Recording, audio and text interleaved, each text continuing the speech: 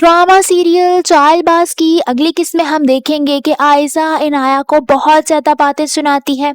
अपने साथ होने वाले वाकये का कसूरवार वो इनाया और अपनी माँ को समझ रही होती है, मगर इनाया खामोशी से उसकी बातें सुनती है और बदले में मुस्कुरा देती है और कहती है कि जब इंसान का सुकून बर्बाद होता है तो उसे हर कोई जहर लगता है।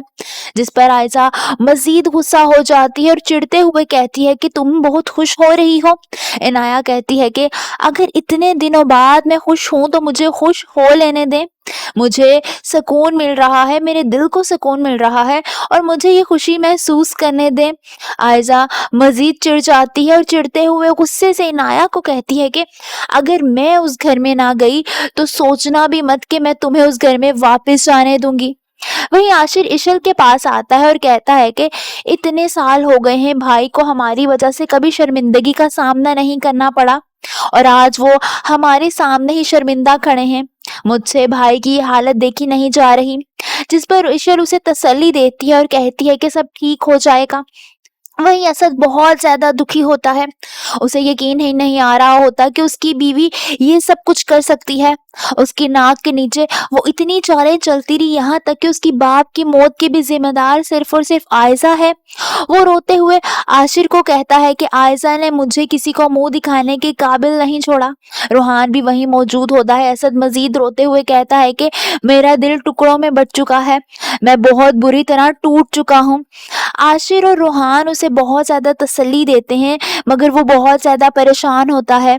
उसे देखकर वो दोनों भी बहुत ज्यादा परेशान हो जाते हैं।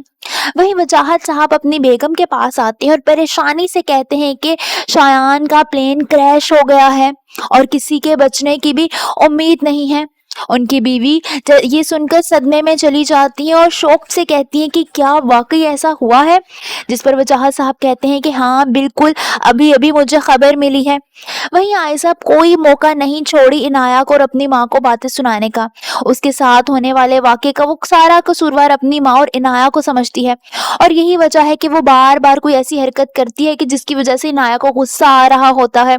वो इनाया को खूब बातें सुनाती है। इनाया उसे कहती है कि अगर आपको अपना ख्याल नहीं है तो अपने बच्चे का ही ख्याल कर लें। जिस पर आयशा छुरी लेकर अपनी कलाई पर रख लेती है और कहती है कि इस बच्चे की मौत के जिम्मेदार भी तुम सब होगे।